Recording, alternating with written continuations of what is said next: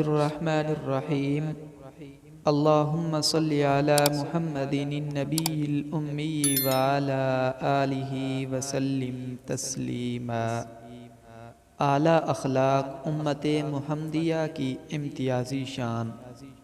مال و دولت اور دنیاوی عہدوں اور مناصب کو اللہ سبحانہ و تعالی نے اپنے حبیب صلی اللہ علیہ وسلم کی امتیازی شان قرار نہیں دیا، بلکہ اعلیٰ اخلاق کو امتیازی شان قرار دیا۔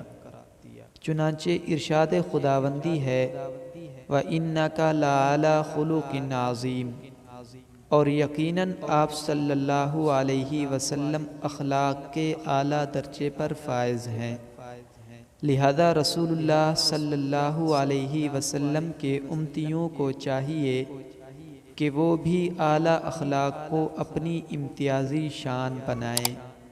اللہ پاک عمل کی توفیق عطا فرمائے۔